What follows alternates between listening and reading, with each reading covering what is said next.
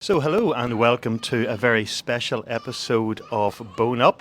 It's one of those episodes where Richie and I have got on a plane and we're here at the European Calcified Tissue Society Congress in Marseille in the south of France to give you a little flavour of what goes on here. So, Richie, bonjour, ça va? Bonjour, ça va? We've come to ECTS, listeners, to give you a bit of a flavour of what's happened in bone research in the last year, tell you about the highlights, introduce you to some of the prize winners at the conference, get the voice of some young scientists, the people who are doing the research that are going to develop the next generation cures. We're going to talk to some of the senior profs and look back at their lifetime of work and how they've developed the drugs and medicines which you might be taking.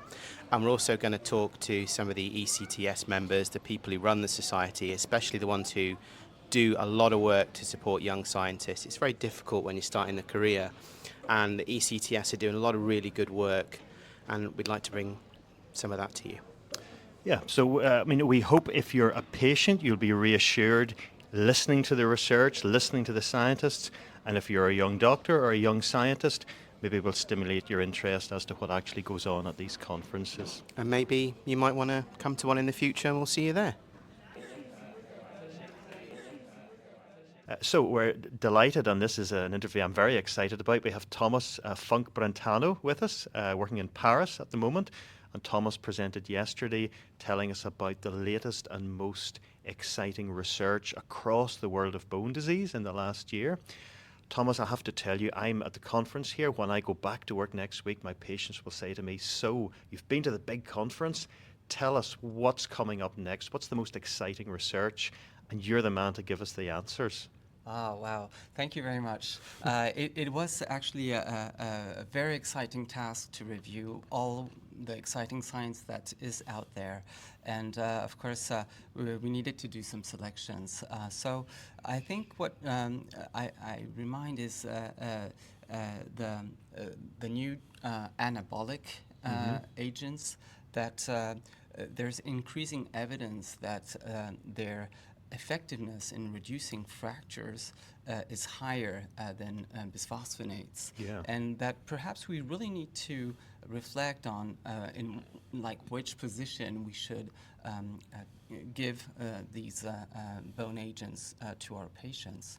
And by that you mean drugs like romosozumab, teripalatide, abaloperitide, those sorts of drugs? Yeah, exactly. These kind of drugs that promote bone formation rather than inhibiting bone resorption. And I think it's really a good opportunity. Of course, it is sub-Q injections in general, and some of our patients are not so happy with that, and we can understand. So there's this particular study that was very interesting, is to try to capture which patients would respond the most with these agents and looking at genetics. And they were able actually to find that if you have certain alleles, certain variants, you might respond very nicely compared to other alleles. So in a strategy in the future, that could be interesting actually to try to capture this information so that we're really sure that despite the burden of the treatment, it will actually turn out to be very efficient. Yeah, that's one of the things when a patient, particularly if a patient becomes so invested in the condition that they're injecting themselves every morning for a year, for 2 years, and I'm able to use bone turnover markers, and I do contact patients and say your bone turnover has increased. That's good news, and people are encouraged by that. The idea that we could tell people before they started that you have a gene profile which makes you're really susceptible to this treatment in a good way, that would be very encouraging, you think, for patients? Oh yes, I definitely think that it is encouraging. And on the other hand, if we think that they would not respond, that perhaps we would not push too much. Yeah. So that's I think, of course, it's a preliminary data. Well, it's a big study already, but it needs to be enlarged and confirmed with other data before we turn it into clinical practice, I think. But I think it's a very interesting idea. Because we see that a lot with cancer treatments now, where the oncologist will do genetic tests to choose the treatment, but we're not really at that stage No, yet with not yet. osteoporosis. But that's the global idea of that study. So I that's- thought it was really interesting and needed to be mentioned. Other options to try to decrease the burden of these sub-Q injections is other routes of administration, such as oral PTH or transdermal PTH, and there are some, increasing studies, number of studies that are interested in that, and that's very promising, I think. Almost the most exciting thing I thought from all the work you summarized yesterday was the idea of oral anabolic agents, because that would make it so much more widely available to my patients. It would make it more acceptable to them, and I think we would then involve primary care as well, because we want to get treatment early with anabolic agents, but people have to come to the hospital to see me, to be seen. Whereas if it was tablet form, I could get GP colleagues, that could be started in primary care, monitored. It would just be a paradigm shift in how we treat things. Yeah, well, I do agree. I think the phase 2 study was giving some promising results with increase in bone turnover markers for bone formation and increase in bone mineral density. Of course, it needs to go further in the steps of clinical trials to be confirmed that is in fact effective, but it's going to be very interesting to follow these studies. My fracture liaison nurses would love to hear that, because it would be less work for them as well. Thinking ahead now, how would it be practical to bring in genetic testing into healthcare for bone treatment? The kind of equipment, I guess, you need to do the genetic profiling, is that something you normally have in hospitals? Do you have to send out to a lab? How would it work on a big scale? Yeah, so that's an important question. I'm probably not fully sure about the answer, but what I can see is that genetic testing, large scale, is getting easier and easier and less expensive with time. So I'm pretty sure that some companies would, be able to do these tests, these screenings.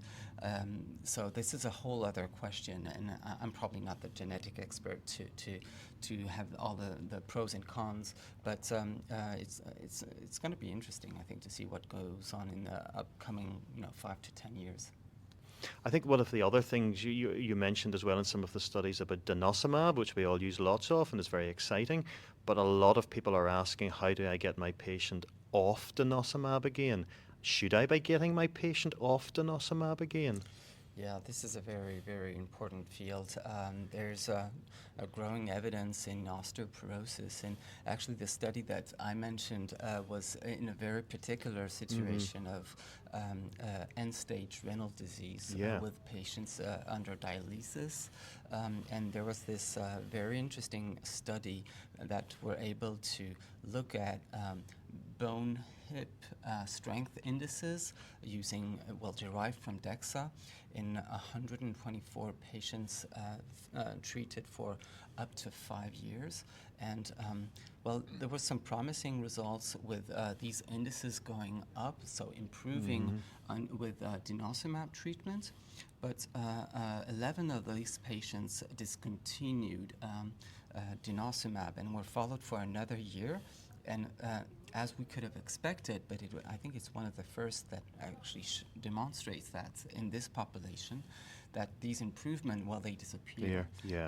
So then what to do? Because you can always give bisphosphonates in non-CKD patients to try to limit the off effect. Exactly. But not with renal failure.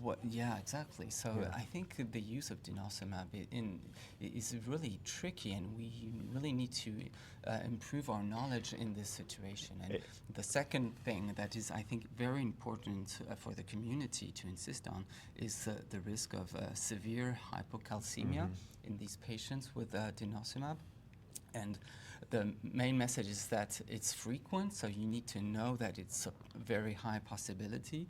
and that you need to work in hands in hands with the nephrologist, so that you can try to prevent this. I don't know if you see the same in France, but certainly I see maybe 5 years ago, 10 years ago, my renal physician colleagues would have used denosumab themselves, would have managed that themselves. Now they're referring lots of those patients to the osteoporosis clinic to me because they perceive it's quite complex. Yeah. And as you say, you can't really come off denosumab if you've got end-stage renal disease because you can't use a bisphosphonate. But I did think it was reassuring from the work that the paper that you covered that showed that it actually was effective. Because some people would have said if you've very low bone turnover because of your renal disease, trying to lower it further with denosumab may not help. But actually you showed a paper that suggested that it did have some benefits. Well, yes. So the limitation of this study is that we didn't really know what kind of renal osteodystrophy they had, and exactly what, as you said, we didn't know if those patients with low bone turnover or a dynamic bone also responded in this way. Yeah.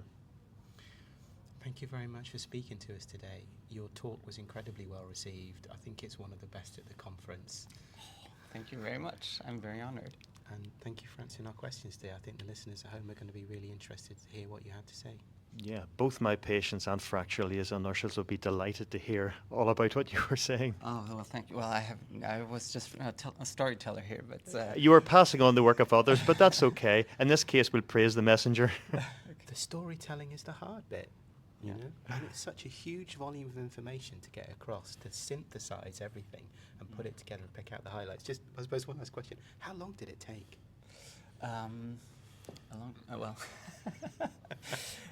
So a few weekends, but I actually really started 2 weekends ago, and I had a short night just before.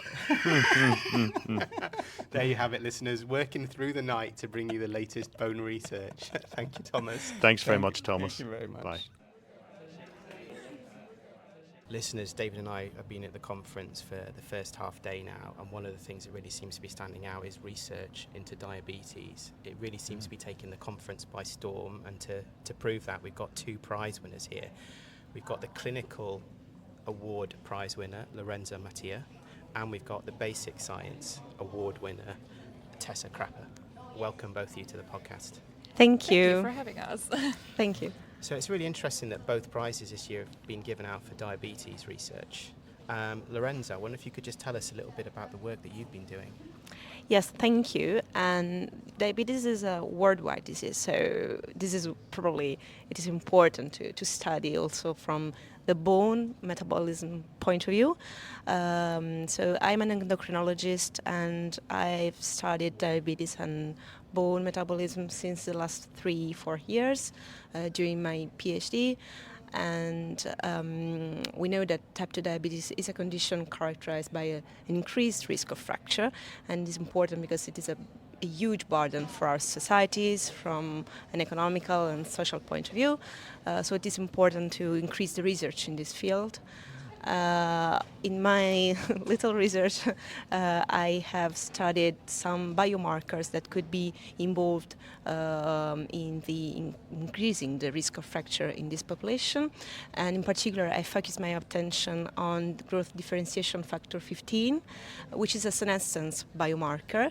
And I've seen that this increase in type 2 diabetes, it might be linked to increased risk of fracture. But in particular, I've studied the effect of exercise training on this biomarker. And we know that exercise training could reduce the fracture risk, but we don't know what it can do on this biomarker. So I have studied this effect of exercise training in a population of type 2 diabetes to see which are the changes of GDF-15 after 2 years of exercise training. So you're following patients with diabetes for 2 years then, and you're monitoring the changes in the biomarker, which is a biomarker for senescence, for aging, and also for the diabetes disease. What happens to the biomarkers in the people who are exercising? So in people who exercised, the biomarkers decreased, and it, on the other side, it significantly increased in people who did not do any exercise training. So the key result might be that exercise could somehow reduce this senescence biomarker, and or maybe is associated with a reduction of this biomarker. And we also think that if GDF15 might be involved in the fracture risk in type 2 diabetes, we think that his effect might be related not to an effect on bone metabolism, but to muscle function rather than bone. It's something we've come across before in other episodes of the podcast, the link between muscle and bone. So the patients who exercised, did they get an increase in their diabetic control? Did their glycemic control improve as well as their bone health? And was there a relationship between improving glycemic control and improving bone health? Actually, we didn't find this relationship, but the glycemic control was improved in those who exercised, and it is confirmed by several other research on this field, which exercise is able to improve glucose control. Actually, we didn't find any correlation with the better glucose control and bone outcomes, but we had a small sample of patients, so probably we need to do more research in this field. And so where do you think you go next then? If you could wave your magic wand and have all the money and resources in the world, what would you like to do? So if I were very rich and then have all the fundings, I think we need to study the changes of these biomarkers from baseline and follow up for more than 2 years to check if there is an effect on the fracture risk, because you need longer time to see the effect of the fracture outcome, because so far we just looked at the bone density, bone turnover, and we know that GDF15 is not related to bone, but it is related to muscle function, in improvement of muscle function. So what we need now is to check if there is also an effect on the fracture risk, but we need more time to establish this. So let me ask you this. If we were at a diabetes conference today instead of a bone conference, would the diabetes experts be talking about bone? And if not, why not? Yeah, this is a It's a good question. very unpolite question. No, because I am perfectly polite. Yeah, perfectly polite. So probably not enough, at least. The last conferences have been about diabetes. I didn't find any talk about bone. I hope in the next future I will find more bone metabolism talk and topics. Probably I will bring my research there. This is my next step for October. People with diabetes, patients even need to know this as well, don't Yeah, they? They're you're right. educated about kidney disease, about eye disease. They're not told that their bones are at risk of diabetes as well. Yeah, you're right. We need to start thinking about bone as another chronic complication of the disease. Of diabetes, yes. Yes. So, studying patients is difficult. Studying the mechanisms and causes underlying disease is very hard, listeners, as you might know, because humans have long and complicated lives with complex physiology. So it's really important we have the basic science too, and Tessa, is probably a really good time to bring you in. We had a discussion before we started recording about basic science, and somebody said actually there's probably a better word for it, but I've forgotten what that was. Fundamental was the word suggested, yeah. Fundamental science. You know, as myself, I'm a basic scientist. Would you be able to tell us about your work? Okay, I worked with the zebrafish model to look at bone formation and bone regeneration under high glucose conditions, and the zebrafish serves as a suitable model to address skeletal complications in diabetic research, because my findings are consistent to those that have been made in diabetic human bones. That is, I just did an overview. Is there any differences? Because just 2 studies have looked at bone tissue in diabetic zebrafish, and they just investigated the scales and the fins. So I was the first one to look at the bone. Wow. So, and then at the zebrafish larva, there I could prove that the number of osteoblasts were reduced during bone formation, and during bone regeneration I could also show that the number of osteoblasts was reduced. I'm going to ask Due as to a the- clinician who doesn't Yes. understand this, so these fish are bred to have diabetes from birth, or you do something to the fish that gives them diabetes, and then you look at their bones. Which of the two? I give them. You give them I diabetes, and then you measure their bones? by incubating them in high Yeah. glucose, Okay. or with a nitroreductase-mediated cell ablation of the better cells, and that's a possibility where you can enable either type 1 or type 2 diabetes. We know that bone mineral density differs between those types, and this would be also a nice topic for further research, because I looked at both types of diabetes, but there need to be more research on the molecular level and more stuff to look. Is there a difference also in the model organism and not just in humans? Which type of diabetes is worse, do you think, for bone? Type 1 or type 2? Oh, that's a good question. I guess type 1, because there is an absolute lack of insulin, and we know that insulin is anabolic to the bone, and we have an autoimmune disease with higher pro-inflammatory status and metabolism. I guess that will enhance this bone. Bone loss, fertility. yes. Yeah, Inflammation and, enhances bone loss, yeah. And you get it earlier. Yeah. So you will live longer with the diagnosis of type 1 diabetes. So diabetes is a disease of long-term complications. Not I will get diabetes and in 2 months I will show bone fragility. Yeah. It's Long, causing yeah. over the years not only the nerves, the brain, or the kidneys, but The bone as the well. bone, Yeah, we should have asked Lorenzo that question as well then. So which is worse for your bones from your point of view, Lorenzo, type 1 or type 2? So thank you for this tricky question Yeah. for a diabetologist, because actually both have lots of problems, and probably from the bone point of view, we have several differences between the two types of diabetes. Of course, type 1 diabetes, people with type 1 diabetes have a longer duration of disease.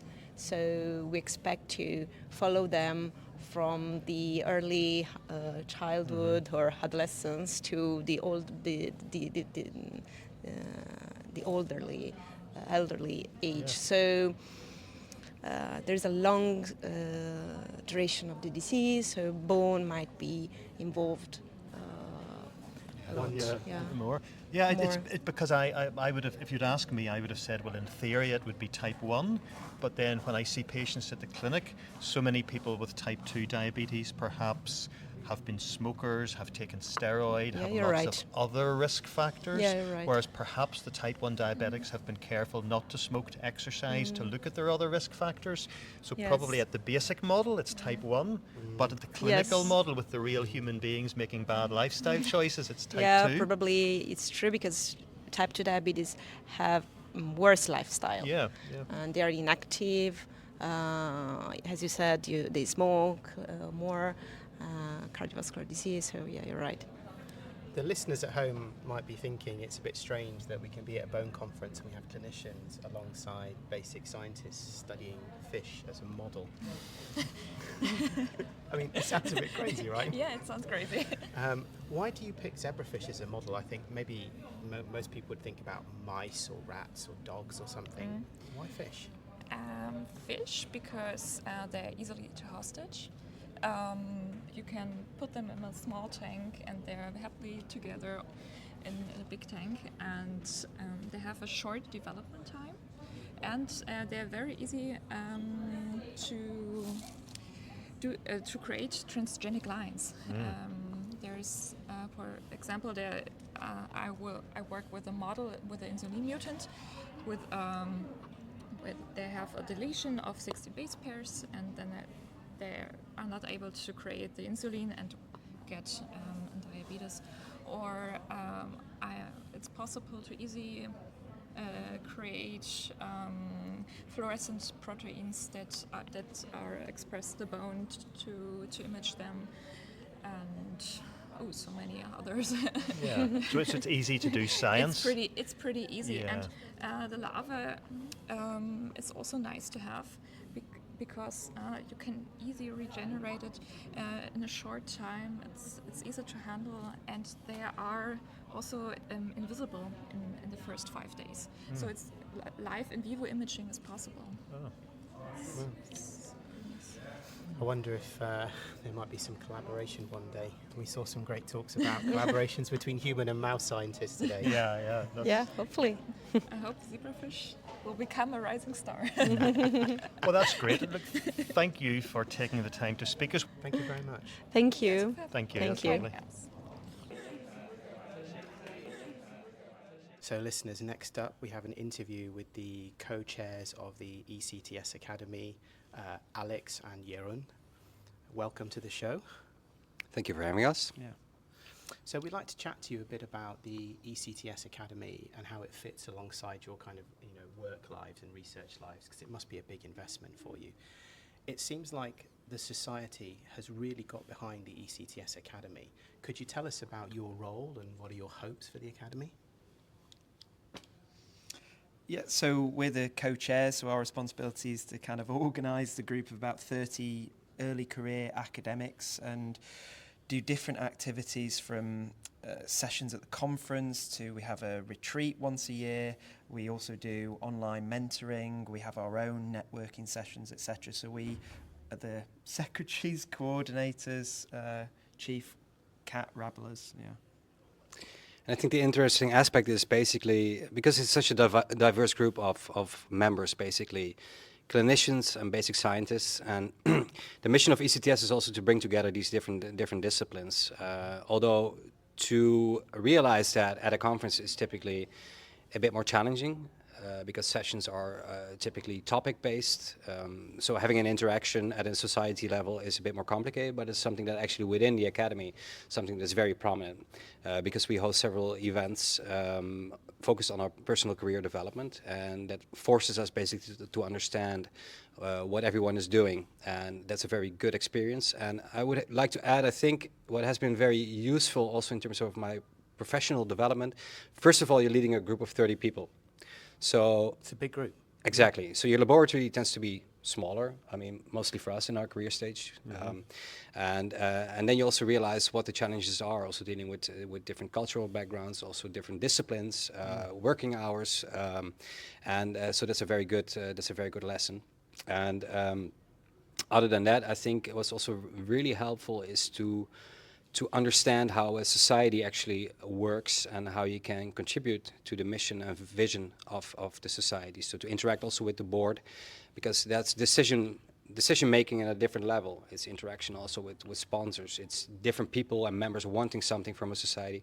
And it's a very insightful lesson, because along our career path, somewhere down the line, we're going to end up in these positions also. And most of them actually grow into this position without being trained to be in this position. We have never received specific training for management or leading groups. So this is just an experience with support of the ECTS. That's really, I think I'm really grateful for being able to experience this. And can you outline for us just sort of exactly what the Academy does, or just to give a couple of headings, because some people listening to the podcast, won't necessarily know. What do you do sort of practically week by week to achieve your goals? So it's online meetings across the year, because we're based all across Europe, and then twice a year we have the opportunity to get together. So I mentioned there was a retreat, so we have 2 to 3 days dedicated where we're all together, and what we really try and do is maximize that time and just think, what are the things that couldn't possibly work online? So I think open table discussions is very difficult to replicate that conference in-person experience. So we try and make it as interactive as possible, and all the kind of admin we push off into online meetings. And then at the conference, there's a lot of academy sessions. So there's a mentoring session where we get senior scientists to talk with early career researchers about different topics that are relevant to them. So publishing in big journals, networking, etc. We have a couple of sessions that we run where we select from the abstracts from early career researchers that weren't selected for the main programme, and we have 18 opportunities for presentations. So I think that's a really valuable thing, because you're very squeezed, and it's a big learning curve, isn't it, speaking in front of a couple of hundred people. Absolutely, and you get great confidence as a more earlier career grade researcher, clinician coming to a conference and speaking, don't Absolutely, you? yeah. And I think also it serves, for the image of the society as well.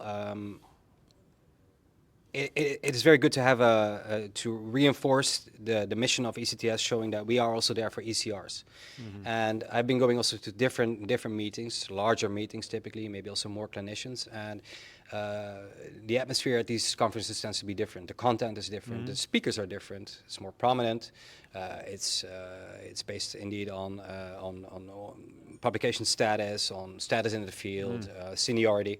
And I think what ECTS does really well is to really emphasize on the ECR members, and actually also leave that in our hands. I think as the academy, like they give us lots of tools in our hands to help create this program basically really for the ECRs. So I think, and that's also what they like a lot, is that they will come back for that. And this reinforces also their connection with ECTS, and feeling basically at home with a society, which is in your professional career, this is something that you will need to do eventually. And that's really important. Yes. I really like ECTS. It's a very friendly conference. I do feel at home here. I feel that other people feel at home here. You mentioned earlier on about how sometimes it's difficult to get scientists from different backgrounds together, and you talked about clinical and basic science. Yeah, a lot of conferences only tend to have one or the other. ECTS has a very good mix. David, you'll know about this. Sometimes it's hard to get clinicians to come to conference because they've got really crazy, busy lives. ECTS does that very well. And I wonder if it's because of this holistic approach that you're taking. Being a young scientist is so hard. It's so difficult to develop your career, get a staff position, and then build your profile. It's really amazing that you're supporting people through their most difficult years. And if I was a younger researcher or younger clinician and I had an idea of something that I would maybe want the academy to do, I take it you're sort of open to that, responsive to sort of facilitate and help people? Yeah, definitely, because I think this program was initiated 7 or 9 years ago.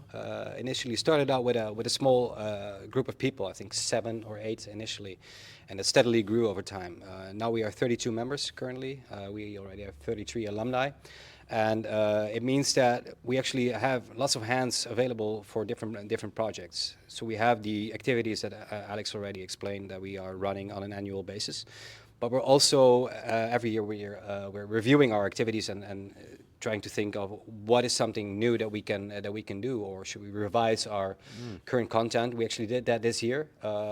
We did an outreach to the different society program at the conference previously, and now we decided to put a much more prominent slot in the program, highlighting our own activities and explaining the transparency and fairness behind the recruitment process, and also explaining that we are not an elite organ operating by itself, but actually we like to collaborate with any ECTS member, and we're open for input from anyone.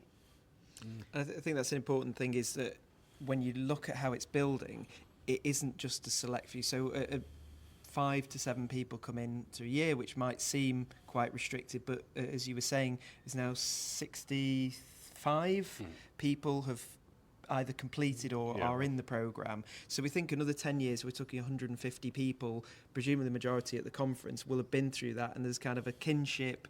There is a big social element to it as well as a scientific element, and it's that idea that hopefully these are the professors, the leaders of the field of the future, and that you get them working scientifically, get a good kind of atmosphere, collegiality between them, that makes for a more productive, friendly approach to the field. Growing a big family.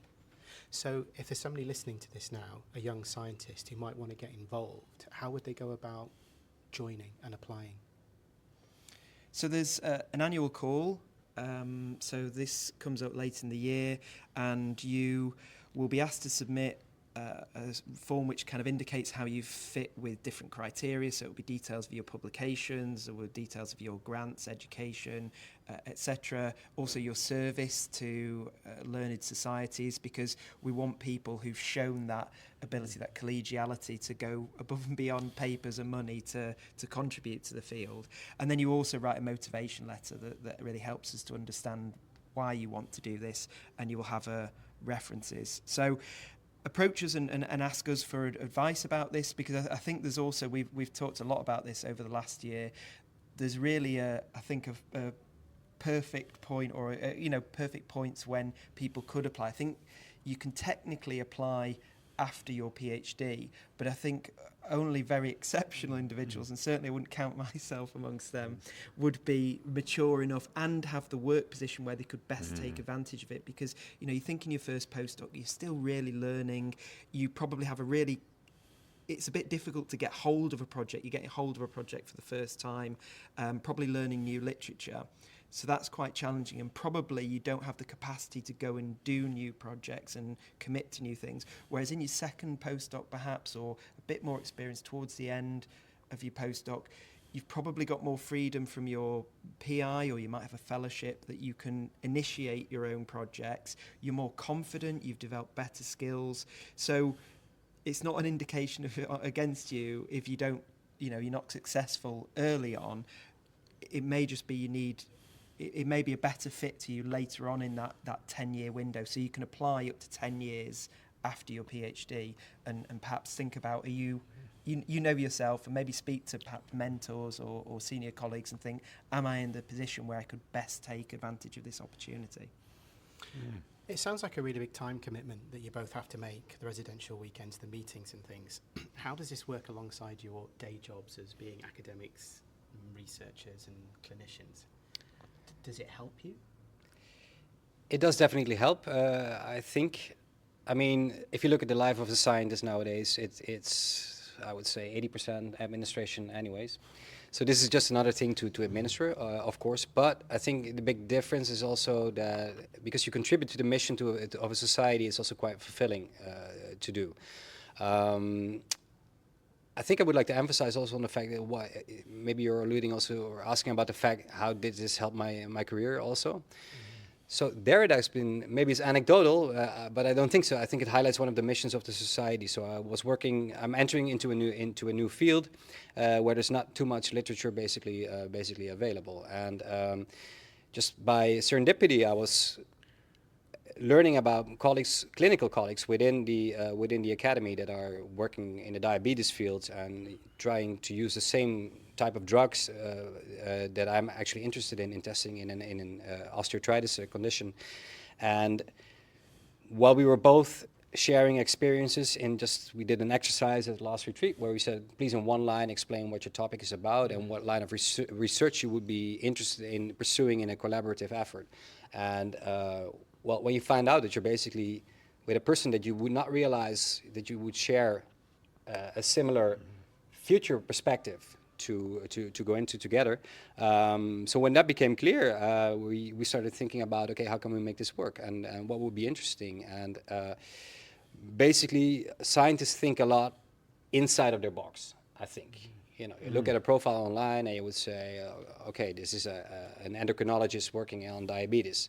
I'm a translational scientist working on osteoarthritis. These are different diseases. Probably we have nothing in common, but there is much more common ground than we think. And I think that's really what I learned, what I appreciate most, I think in the ECTS Academy, that we actually, also in terms of career development, I think we're much more similar than we are different. And that helps a lot. And I think what also helped me a lot, it also provided me with a support network of people that go through similar experiences career-wise as we are. So from the outside, it might seem like, okay, you were elected into the academy because you were so successful.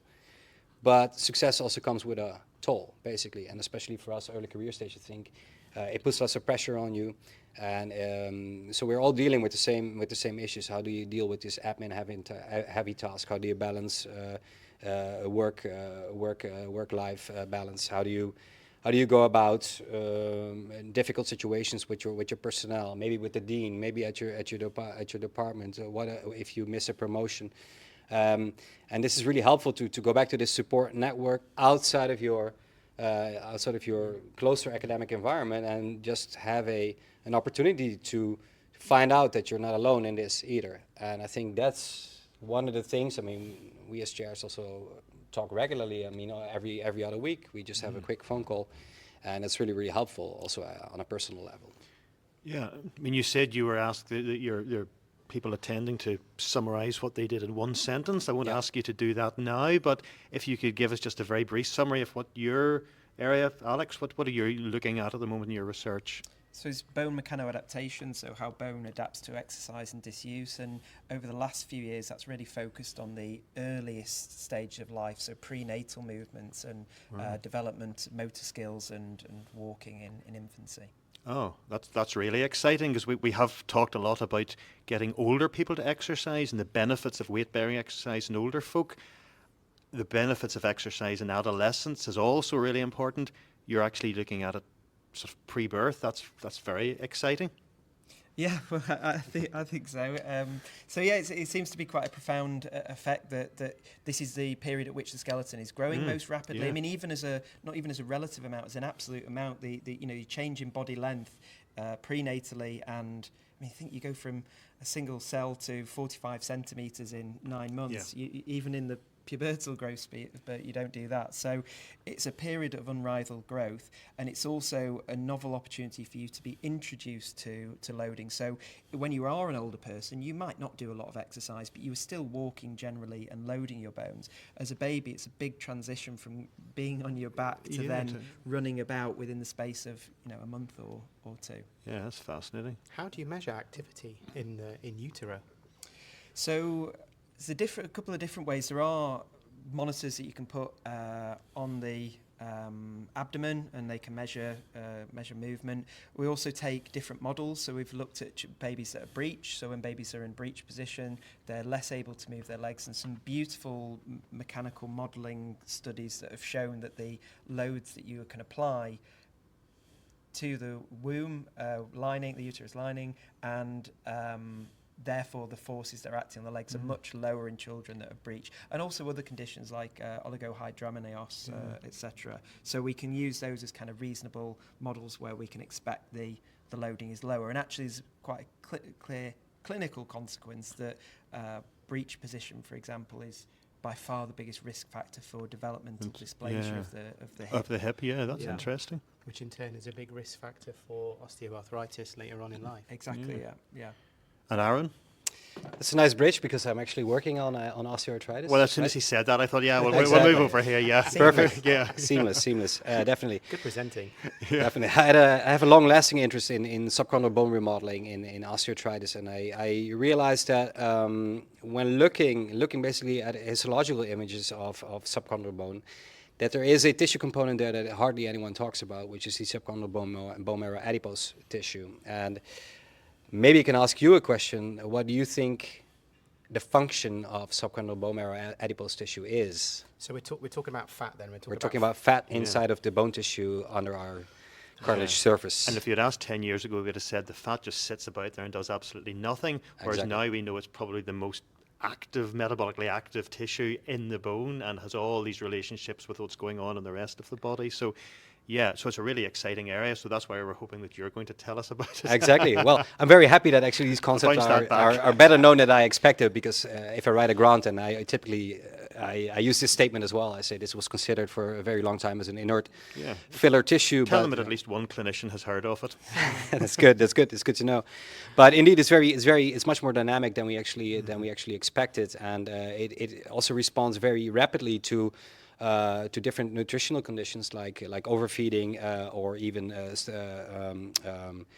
being on a low-calorie diet, for instance. And this induces many changes to the actual fat cells. So what we were realizing is, when we think about conditions where you have lots of tissue turnover, or in the case of osteoarthritis, you get loss of bone formation, then we started wondering what is happening with the energy that is stored inside of bone marrow adipose tissue. because what you see is that the bone marrow adipose tissue is disappearing and being gradually replaced by bone. It hasn't helped much in the field that people have used nomenclature to say this is a fibrovascular invasion of bone marrow adipose tissue, which would be a process that's completely opposite to what's actually happening. It's not an invasion of the tissue, it's rather that there's a local expansion of the cells that are there in the hematopoietic niches, for instance, or the stem cell niches, and they need lots of energy basically to fuel this process. If you're forming new bone, you're producing collagen, you're mineralizing, and this in terms of energy requires quite a lot. You would say the body will use glucose for that, but that's not the case. So elegantly shown in animal models, they actually show that lipolysis in bone marrow adipocytes is very crucial to providing energy to the bone cells. What's lipolysis? Lipolysis is the process by which the energy stored in adipocytes, so triglycerides, get cleaved down to glycerol and free fatty acids, and these are basically energy substrates that can be used by bone tissue. So what we are interested in now is basically trying to understand how does this tissue remodel in an OA versus a non-OA condition. That's the first question. And second of all, can this be a link between obesity and OA that we still understand quite poorly? Because we have been thinking about this in the field for a very long time, and I think for knee osteoarthritis we agree that loading plays a big part in it. But we're also still baffled by the fact that hand osteoarthritis is also associated with BMI. We don't walk on our hands, so loading is not the only component of it. People in the field then often say, well, then it must be systemic low-grade inflammation. And then I would question again, but why does anti-inflammatory medication then not offer a solution in a way? So is this really the case? So that's what my research is focused on right now. We're trying to investigate it also in different types of osteoarthritis. We're investigating base of the thumb OA, hip OA, and knee OA. We are getting clinical samples from patients undergoing knee replacement or joint replacement surgery. We get them fresh from the surgical theater. We isolate the adipocytes. For instance, we do explant culture of the whole bone marrow unit, just to understand if bone formation markers are correlated with lipids released, for instance, from these adipocytes, and try to also modulate this. And the modulation is what we're interested in much right now, is to use anti-diabetic drugs, and we're focusing, of course, a lot on the weight loss drugs that are coming on the market now, because they seem to have, in observational studies, fewer rates of joint replacement in these patients, and we don't know why, but we think that this bone marrow adipose tissue, that these drugs act on the tissue directly. They target also the pathological bone formation that's ongoing, and this might be responsible for less pain and also less progression of disease. Wow, what a wonder drug. Yes. Well, it's lovely to see what you do as well outside just being co-chairs of ECTS, and we'll watch the research with interest then. Thank you very much for joining us. Thank you. Thank you, guys. Thank you. Well, we're at the airport now, everyone. We're about to travel back home. We've had a really wonderful trip to the conference. Thank you so much for joining us. I hope you enjoyed listening. Au revoir tout le monde.